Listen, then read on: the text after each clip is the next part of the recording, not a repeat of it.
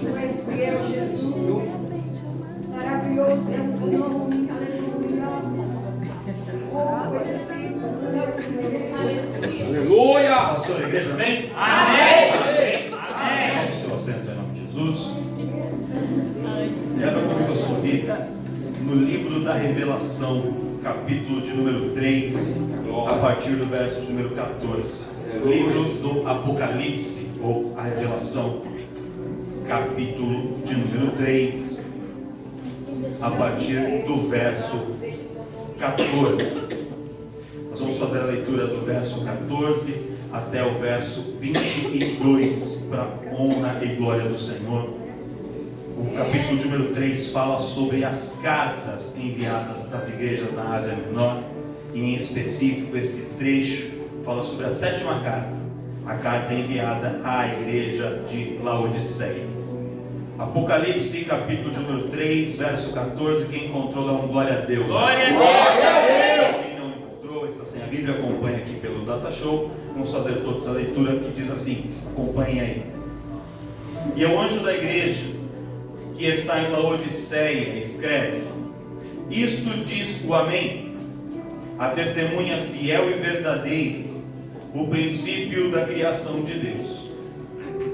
Eu sei, com outras traduções, eu conheço as tuas obras, que nem és frio, nem quente. Oxalá foras frio ou quente. Assim, porque és morno e não és frio nem quente, vomitar-te-ei da minha boca. Como dizes, rico sou, e estou enriquecido, e de nada tenho falta, e não sabes que és um desgraçado, e miserável, e pobre, e cego, e nu. Aconselho-te que de mim compre ouro provado no fogo, para que te enriqueças, e vestes brancas, para que te vistas, e não apareça a vergonha da tua nudez, e que unjas os seus olhos com colírio, para que vejas. Eu repreendo e castigo a todos quanto amo. Sê, pois, zeloso e arrepende-te. Eis que estou à porta e bato.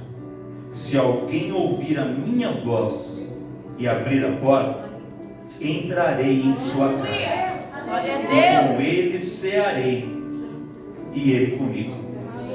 Ao que vencer, lhe concederei que se assente comigo no meu trono, assim como eu venci e me assentei com meu Pai no meu trono. Quem tem ouvidos, ouça o que o Espírito diz às igrejas. Se você é crente mesmo, pentecostal, você vai dar uns 30 glória a Deus daqui até o final da mensagem. Agora, se não for, vai fazer de conta que aí vai dar do mesmo jeito, né? Nós sabemos que quando o João, o nosso irmão João é levado lá para a ilha de Patmos, e lá ele é arrebatado pelo Senhor em espírito, e começa a ter visões. Deus começa a revelar a João os acontecimentos do final dos tempos, os acontecimentos das coisas que algumas nós já vivenciamos e coisas que ainda hão de acontecer. São os acontecimentos escatológicos. Escatologia quer dizer final dos tempos. E aí João então escreve, ele coloca num papel essas revelações, e ele dá a este livro o nome de livro da revelação, ou Apocalipse, que significa revelação. Então João começa a narrar e descrever esses acontecimentos que foram mostrados por Deus a ele. Então acontecimentos simbólicos. Ele vê ali algumas representações, uma besta que saiu do mar, uma serpente, uma mulher, e diversos elementos que representam simbolicamente os fatos que acontecerão lá no futuro, que a igreja vai vivenciar. E tem um outro trecho dentro do livro do Apocalipse, logo no início, em que João, ele começa a escrever, e ele direciona, ele endereça algumas cartas para as igrejas que haviam sido fundadas por Paulo nas suas viagens missionárias. Então, quando Paulo ele tem ali um encontro com Deus, ele sai, ele não apenas prega em Jerusalém, mas ele começa a sair pelo mundo antigamente chamado gentílico, ou um mundo não judeu, e começa a pregar naqueles lugares, e onde ele pregava, ele não apenas convertia uma pessoa ou duas, mas ele ficava até se estabelecer ali uma igreja, uma comunidade. Quando aquela igreja começava a caminhar, começava a se estruturar, e Paulo saía daquele lugar e ia para outro. Ele foi fazendo isso em muitos lugares. E aquelas igrejas foram estruturadas principalmente naquela região da Ásia Menor. Então ali havia muitas igrejas, cada uma com uma característica, cada uma com uma peculiaridade. E na teologia tem duas interpretações para essas cartas que João escreveu. Ele escreveu cartas para 7 igrejas. Uma linha teológica entende que essas 7 igrejas representam todas as igrejas ao longo das épocas, ao longo das eras. Então, em determinado momento, todas as igrejas eram como a igreja de Filadélfia. Em outra época, todas as igrejas como a igreja de Pérgamo, como a igreja de Tiatira, ou como a igreja de Laodiceia. Outra linha teológica entende diferente. Fala que, ao mesmo tempo, em todas as épocas da história, sempre existem as 7 igrejas. Então, algumas igrejas, a igreja Assembleia de Deus do Bom Retiro é assim, a Igreja Universal é desse jeito, a Igreja Deus é Amor é assim, a Igreja Batista é dessa forma, e a Igreja Assembleia de Deus Ministério Ágape é uma dessas igrejas, que a gente sempre vai se identificar, vai ter uma conexão, uma similaridade com alguma dessas igrejas. Então, quando a gente analisa as 7 cartas, seja por uma linha ou por outra, a gente pode ter certeza que tem uma mensagem de Deus para nós. Amém, Jesus. A gente vai se identificar com alguma dessas igrejas. Às vezes os momentos que a gente passa na vida, a situação que a gente está vivendo, faz com que a gente se identifique com uma delas. E as palavras que João coloca, inspiradas pelo próprio Deus, são palavras que vêm para exortar, para consolar, para corrigir a rota, corrigir o rumo, para poder fazer com que essas igrejas que estavam na Ásia Menor não se limitassem apenas àquele lugar geograficamente posicionado, mas que aquelas igrejas um dia fossem morar no céu. Glória a Deus. Que a gente não se limitasse a ser igreja apenas aqui na rua Recife, mas que um dia essa igreja aqui esteja lá na glória. E às vezes para isso a gente precisa corrigir algumas coisas, a gente precisa ouvir alguns conselhos.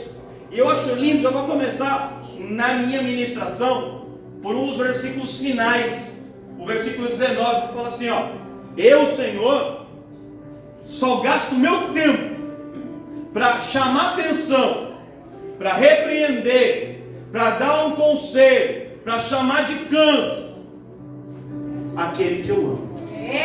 Quando Deus ele nos repreende, é porque Deus se importa conosco. Quando Deus ele nos chama no particular e fala assim, ó, está errado, conserta isso, muda aquilo, é porque Deus sabe que a gente pode fazer mais, que a gente pode dar mais, que a gente pode ir além, e porque Ele nos ama. Glória a Deus. A repreensão de Deus é uma prova do amor de Deus. Você quer diferenciar alguém que é seu amigo de verdade, de alguém que faz de conta que é seu amigo? A pessoa que faz de conta que é seu amigo, que não se importa com você, ela só vai estar com você nos momentos bons. E mesmo quando você fizer alguma coisa errada, ele passa a mão na sua cabeça e fala que está tudo bem, porque ele não se importa com o que vai acontecer com você. Mas quem te ama de verdade, quando você comete um erro, ele te chama no particular e fala assim, ó, tem que mudar isso, tem que consertar, porque ele está preocupado com o que você está vivendo e com aquilo que você vai viver. Glória a Deus. Aleluia. Vou falar com os jovens agora, presbítero Eduardo. Você está no grupo, você faz parte. Os jovens não gostam muito quando o pai ou a mãe chama atenção, às vezes. Quando o líder, só que o pai e a mãe fazem isso, sabe por quê? Porque eles amam. Porque eles se preocupam. Quando o pai e a mãe falam assim, já fez a lição, está estudando para a prova, está andando muito com esse menino, com essa menina aí, olha, cuidado. Fala aí, pai. Vai fazer um curso, em vez de gastar seu tempo só no WhatsApp, no Facebook. Quando o pai e a mãe exortam, é porque ele e quando Deus nos repreende, nos exorta, chama a nossa atenção, é porque Ele nos ama. É verdade. Você consegue olhar para um irmão, para uma irmã e dizer assim, Deus te ama tanto, que Ele vai ter uma conversa particular com você nessa noite.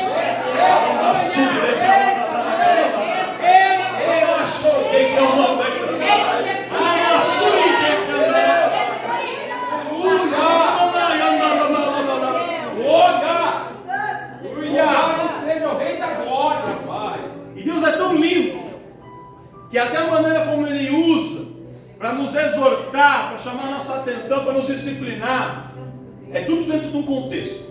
Então, para a gente entender o que ele disse aqui para a igreja de Laodiceia, a gente tem que entender um pouquinho do contexto sobre essa igreja de Laodiceia.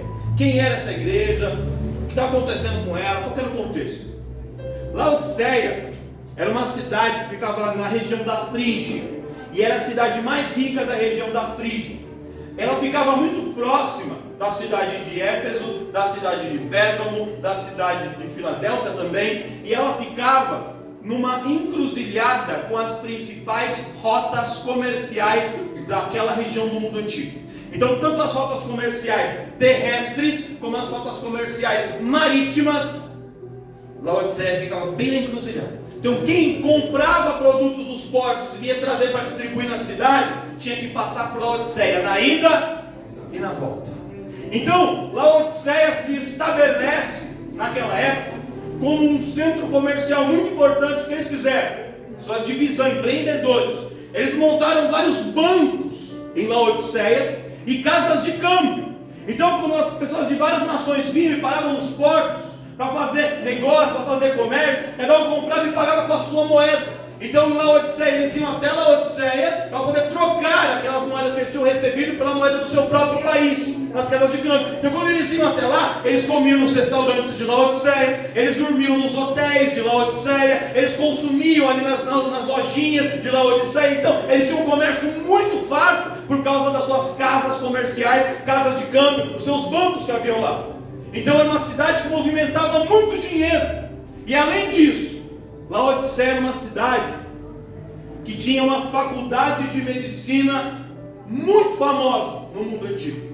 Eles tinham uma espécie de pó natural que vinha das rochas, e que eles extraíam aquele pó, era chamado pó de Frígia, e aquele pó eles usavam misturado com um óleo ou com algum unguento, faziam pomadas e faziam especialmente colírios para curar vários tipos de problemas oftalmológicos. Então, a faculdade de medicina lá em Laodiceia tinha todas as especialidades. Em especial, a mais forte era a área de oftalmologia. As pessoas que tinham problemas oculares, problemas ali nos olhos, elas iam de todas as partes do mundo antigo lá para Laodiceia para se tratar, e compravam os medicamentos que eram produzidos em Laodiceia, porque os principais especialistas em oftalmologia estavam em Laodiceia, porque ali era o sul. Glória a Deus, aleluia. Além disso, eles também tinham uma parte da cidade destinada à criação de animais, de ovelhas que produziam uma lã, mas não era uma lã comum. Eram ovelhas com uma pelagem negra,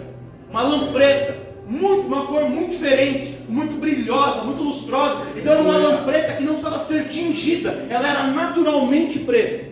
E eles extraíam aquela lã, e com aquela lã eles faziam vários tipos de roupas de inverno, e vários outros tipos de roupa. Então muitos costureiros da região, do mundo antigo, vinham morar em Laodiceia, porque eles já aproveitavam a matéria-prima que estava lá para fazer roupas. Então não era roupa simples. Laodiceia não era o Brás do mundo antigo, não. Laodiceia era a alta costura, era Paris, era Milão do mundo antigo, questão de moda. Então uma cidade muito rica. Glória a Deus, aleluia. Ela tinha várias fontes de recursos. Quem morava em Laodiceia, para morar lá, não era qualquer um não, tinha que ter, bala na agulha. Não era qualquer pessoa que podia ter uma casa em Laodiceia. Não era qualquer um que podia comprar um terreninho e construir um puxadinho lá em Laodiceia. Não dava. Para morar lá, era só a high society, só a classe alta. E aquela cidade tinha pessoas tão ricas, que o dinheiro delas fez com que elas ficassem orgulhosas e autossuficientes. Meu Deus! Naquela região aconteceram alguns terremotos, e em determinado momento, cerca de volta do ano 60 depois de Cristo, houve um grande terremoto que destruiu uma parte bem relevante da cidade. E aí, como ela era parte da província romana, o Império Romano foi lá como governo para ajudar a reconstruir. E os moradores da Laodiceia falaram assim: nós não precisamos da ajuda de ninguém. Nós somos Laodiceia. Meu Deus! Nós somos ricos. Nós podemos bancar a construção de tudo de novo. Quebrou, caiu, não tem problema. A gente reconstrói, faz melhor, mais bonito que antes, com o nosso dinheiro. A gente não precisa de ninguém. Meu Deus. Era esse povo. E aí quando Paulo começa com suas viagens missionárias, ele para na cidade de Éfeso, próximo de Laodiceia, e alguns missionários saem de Éfeso e em transações comerciais, em conversas, no dia a dia ali, vão para Laodiceia e começam a anunciar o Jesus que Paulo pregava lá em Laodiceia. E os homens de Laodiceia, alguns começam a crer e começam a se converter e começam a fundar uma igreja. Cria-se uma igreja lá em Laodiceia. Uma igreja. Eles tinham culto, talvez de quinta e domingo, escola bíblica online, fazia cantina no final do culto às vezes. Era uma igreja tão próspera que até café eles davam para o membro sem cobrar nada. Era só passar e pegar. Tinha bolacha e tinha bala. Na faixa. De graça. É prosperidade ou não é? Glória a Deus. É café pilão, irmão. Aleluia. Deus tremendo. Deus lindo. Uma igreja abençoadíssima. Uma igreja rica. Aos olhos de todos. Uma igreja linda, um templo bonito, confortável, que todos admiravam. Só que quando João vai lá para a ilha de Pátio, Deus começa a revelar a João. Quando Deus revela, Deus começa a revelar não só o que está à vista, mas Deus revela o que está no profundo, no oculto e no escondido. Eita glória. E João começa a escrever algumas coisas sobre Laodiceia que talvez as pessoas olhando não identificariam, mas que Deus sabia que precisava ser transformado em Laodiceia. Aleluia. Olha para o seu irmão, olha para ele e fala assim, ó, Deus não se engana com aparências.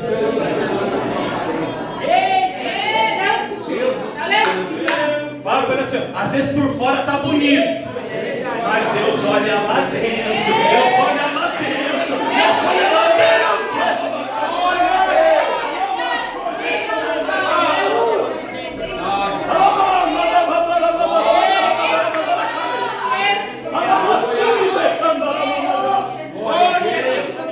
E Deus chama aquela igreja para uma conversa particular.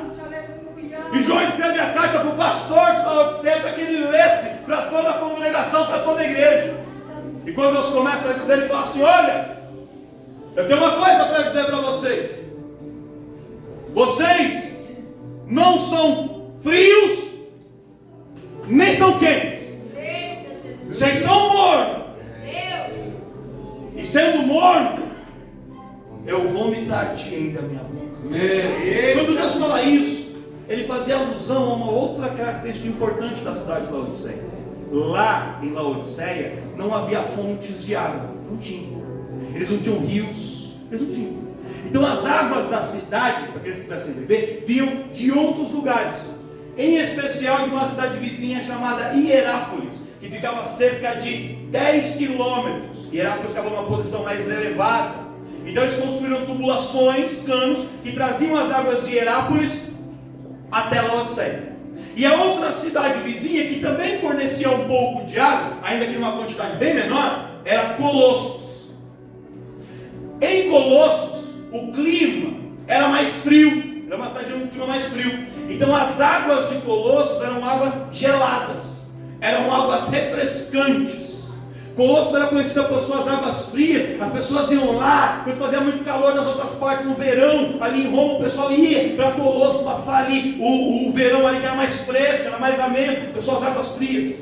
E já em Hierápolis, as águas eram águas termais, como se fosse aqui Poços de Caldas, esse lugar que tem fontes de águas quentes, e as pessoas iam em Hierápolis para tratar alguns problemas de pele, algumas doenças que tinham que tomar banho daquelas águas quentes. Então quando as águas vinham de Hierápolis, elas saíam de lá bem quentes, das fontes termais, iam descendo pelos canos e iam até resfriando. Mas quando chegava em Laodiceia, as águas não estavam frias, elas estavam mornas.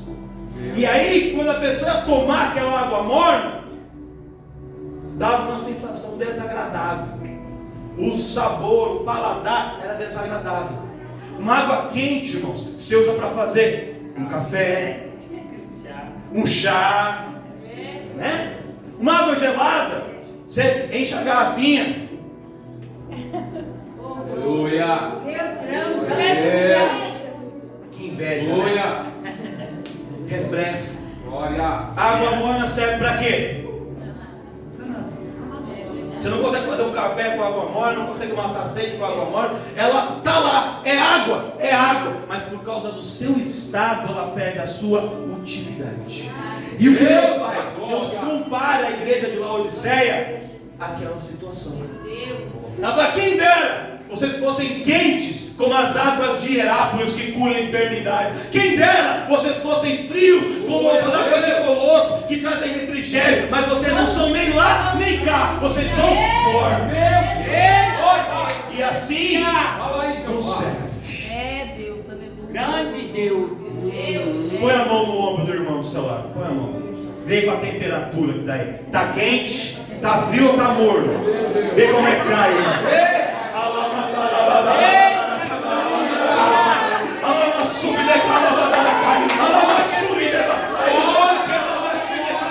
Sabe o que Deus manda falar para você aqui hoje, igreja? Às vezes, meu querido e minha irmã, meu irmão, o nosso adversário, o nosso inimigo, ele tenta colocar no nosso coração que não tem problema. A gente vai de vez em quando, a gente não precisa se envolver muito, a gente não precisa ter um nível de profundidade, não precisa ser extremo. Para que ser extremo? Para que se envolver tanto? Para que batizar? Para que frequentar? Para que fazer parte de grupo, de departamento? Para que escola bíblica todo domingo? Para que todo culto? Não precisa. Você pode ser mais ou menos, você pode ser morto, pode ser em cima do muro, mas Deus vai te dizer nessa noite: não seja morto, não seja morta, não seja mais ou menos.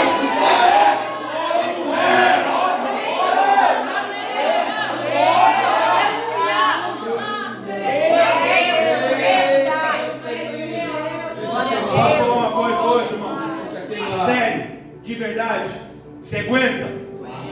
Hoje, sabe quais são as igrejas que fazem sucesso? As igrejas água morna.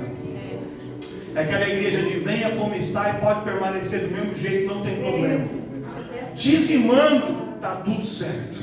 E aí a pessoa vem, fica, assiste o culto aqui, sai do culto, vai lá pro barzinho, toma uma cervejinha, aí depois vai no culto outra semana, aí sai, vai com o namorado no motel, aí depois volta e está tudo bem, não tem problema. Deus está se importando com o meu coração. Eu assisto o culto, eu gosto do louvor, eu levanto a minha mãozinha na hora do canto. Querido, isso é ser morto. Não adianta vir aqui num dia e não estar no outro, não adianta não ter profundidade. Deus não quer uma igreja morna, Ele quer uma igreja firme, comprometida, envolvida.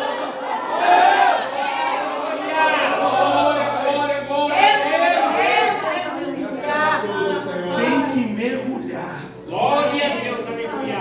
Tem que se envolver. Tem que ser o tempo todo, de segunda a segunda, dentro do templo, em casa, na escola, na rua, perto da mãe, do pai, do líder, do pastor, e sozinho quando ninguém está vendo. Deus quer esquentar os crentes. Glória a Deus. Ele vai derramar fogo para aquecer a sua vida. Quero dizer para você uma coisa: talvez a sua vida até hoje tenha sido uma vida morna. As pessoas chegam perto de você e conversam, mas de você não tem saído muita coisa. Mas Deus vai te fazer alguém que cura ou que traz refrigério para a pessoa. Deus vai te fazer uma fonte de água natural. Você não vai usar água emprestada, água de ninguém. Você será uma fonte de água para aquele que precisa.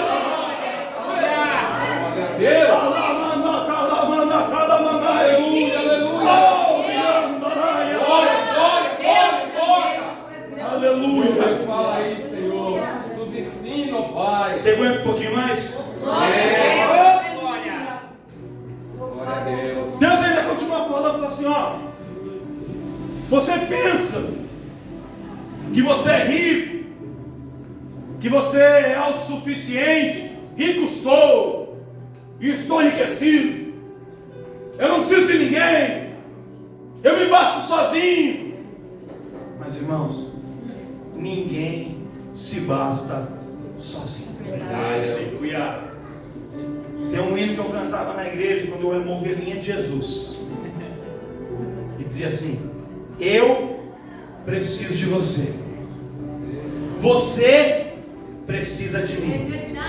Nós precisamos de Cristo até o fim.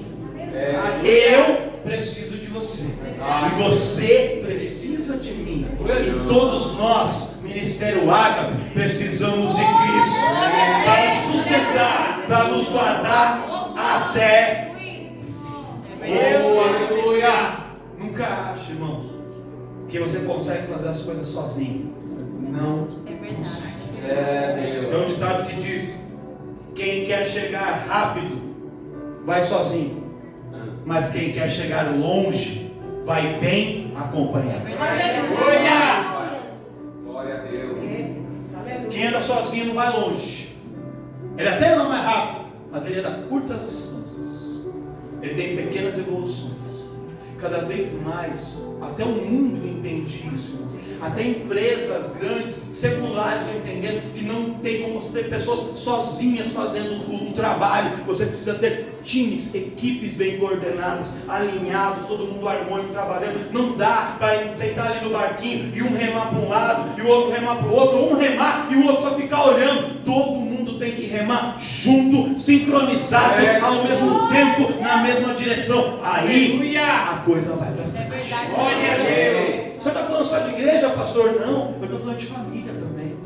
Domingo é culto de família. Dentro das nossas casas, a coisa tem que andar em sincronia, irmãos. Tem que haver uma sincronia, tem que haver uma comunicação, tem que haver um acordo entre esposo e esposa, entre irmão e irmã, entre filhos e pais. Glória a Deus. Ninguém se basta sozinho. Ninguém manda, decide, resolve, faz sozinho e os outros só tem que obedecer. Não funciona assim. Não funciona assim. E Deus fala para João dizer isso para a igreja de Laodiceia. E João escreve. E ele fala isso: você pensa que você é rico, está enriquecido, mas na verdade, vou te dizer, você é um miserável, e pobre, cego, nu e um desgraçado. No início eu coloquei no final. Eita Deus. Jesus. É isso. O que é desgraçado? Desgraçado é sem a graça de Deus. O miserável é alguém que pensa que tem, mas que na verdade não tem. A pessoa tem uma impressão que tem muita coisa, mas Deus vai mostrar que nós verdadeiramente somos. Sozinhos nós não somos nada. Tem gente, irmãos, que se acha tanta coisa, aí quando vai parar no leito de um hospital é que vai entender. Meu Deus. Acha que pode, que faz. Aí acontece um problema, quebra o negócio dele, ele fica ali numa situação financeira difícil, aí ele começa a entender que ele precisa da ajuda dos demais. Fala a Deus, aleluia. Olha para o seu irmão e fala assim: eu conto com você, viu? Estou precisando de você aí. Vamos junto. Porque é junto que a gente constrói. E aí, João dá mais 3 conselhos. Ele fala assim: eu recomendo que você compre de mim ouro refinado no fogo. E eu recomendo que você compre de mim, Deus, as vestes brancas, e que você use um colírio para que você tenha a verdadeira visão. Tudo fazendo alusão às coisas que já haviam em Laodiceia. Eles achavam que o ouro deles era o ouro que estava no banco. Deus fala: não é desse ouro que eu estou falando. Eu estou falando do ouro, do valor das coisas espirituais. Aleluia. A gente falou isso pela manhã na aula da escola bíblica.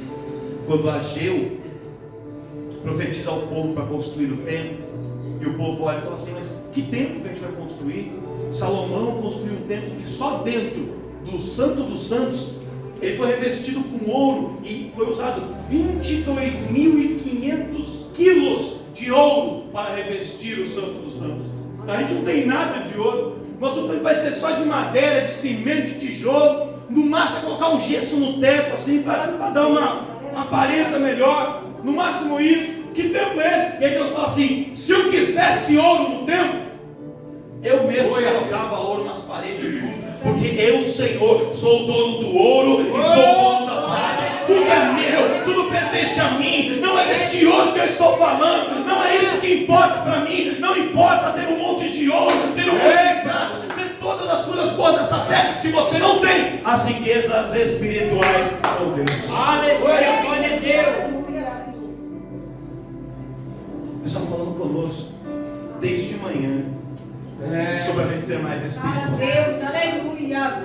É necessário a gente dar menos valor às coisas materiais. Vou fazer uma pergunta para você. Não precisa responder para mim, responde para você. Nas suas orações, quanto tempo você passa orando por coisas espirituais e quanto tempo você passa orando pedindo coisas materiais? Pensa. Faz uma média proporção e a gente vai ver o quanto muitas vezes nosso coração está pegado a essas coisas.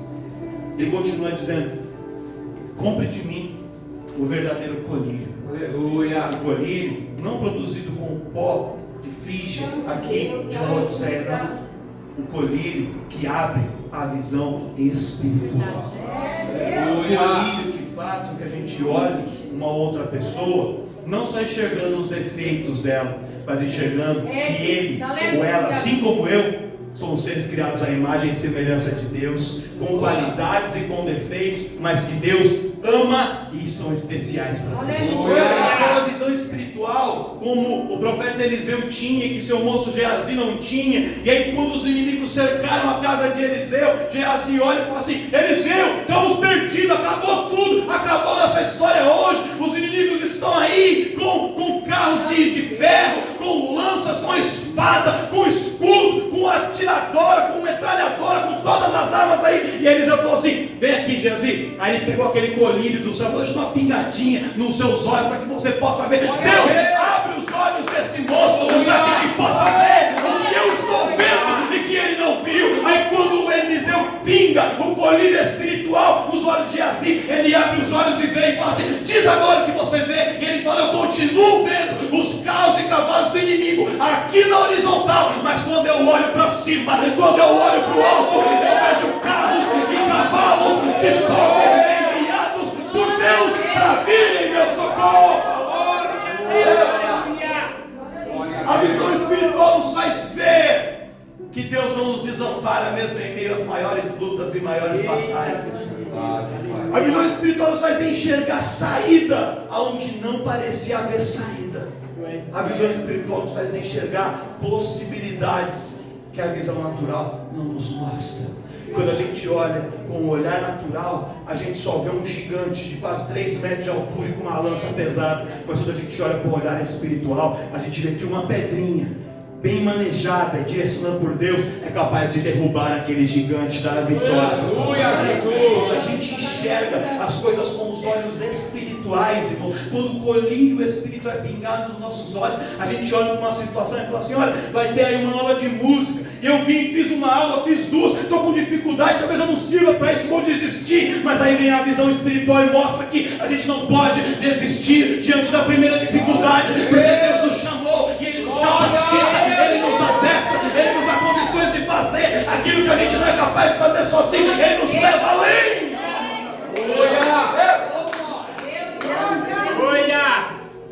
Estava ouvindo hoje, na hora do almoço, lá na casa dos meus pais, a minha mãe contando que tem uma família que a gente, na verdade a minha mãe e meu pai ajudam há muito tempo. E a igreja já foi lá algumas vezes para ajudá-los também, com algumas poucas coisas. Fizemos algumas ações já de Natal, isso há bastante tempo atrás. E uma família numa condição assim, muito humilde, mas muito, muito. Quem já foi lá, algumas pessoas aqui sabem do que eu estou falando. E aí, uma mãe, quantos filhos? 8 filhos. Uma casa que é um quarto e uma cozinha, e o banheiro não é nem deles, é o banheiro no quintal. Crianças pequenas, algumas crianças com deficiência, uma situação muito difícil. E aí, nas últimas vezes que minha mãe foi lá, um dos meninos que a gente conhece, que ele já há tantos anos atrás, a gente conheceu eles bebezinho, e ela levava a cesta básica, levava roupa. Um daqueles meninos hoje voltou assim: tia, eu entrei na facul. Glória a Deus. Aleluia. E aí, a gente olha e vê que uma pessoa daquela condição, sonhar com isso é impossível. Mas o Deus Glória a que Deus. Ele serve e que nós servimos, Ele abre com os colírios espirituais a nossa visão, Glória a para ver Deus. que aquilo que é impossível para nós, Ele faz ser possível na nossa vida. Glória Possível. a Deus. Ele é Deus que tira de baixo e põe em cima.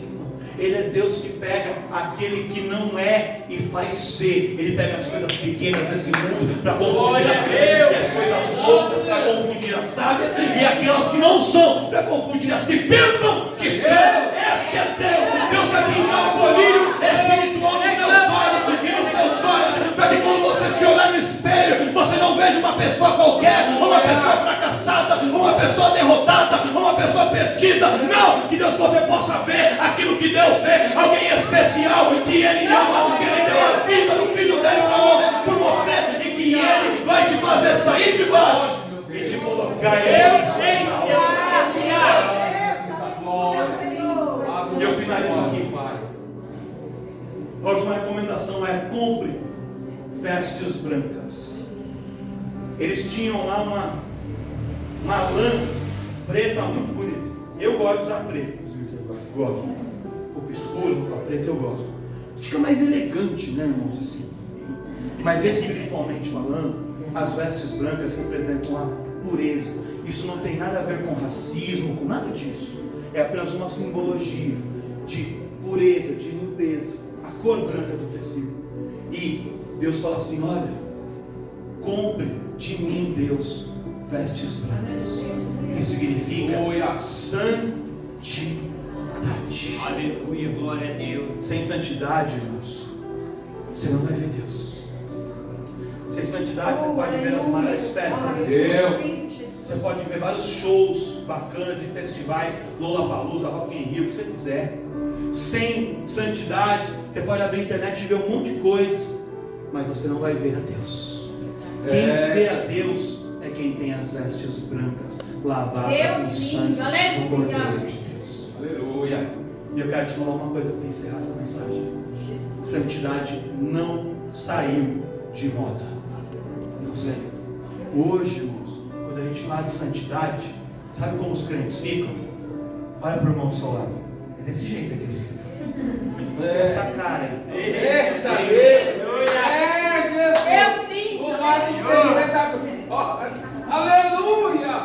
É só eu tenho medo. É só eu tenho até medo. Eu tenho até medo de falar para o irmão virar para o outro. Dá um sorriso. Porque faz um bico tão grande que o bico machuca o irmão do lado. Quando ele vira assim. Meu Deus! A cara fecha assim, tranco. Eu vou te falar, santidade não saiu de moda. Santidade é o carimbo no passaporte celestial para entrar com Deus. E ainda é necessário. Glória a Deus, aleluia. Josué estava ali com o povo, eles queriam batalhas, eles queriam vencer, querer entrar na terra prometida. Josué falou assim: Deus é tudo isso. Aí ele mandou dizer uma coisa: primeiro, santificai-vos.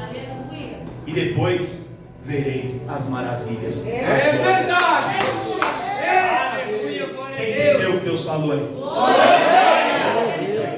Hoje.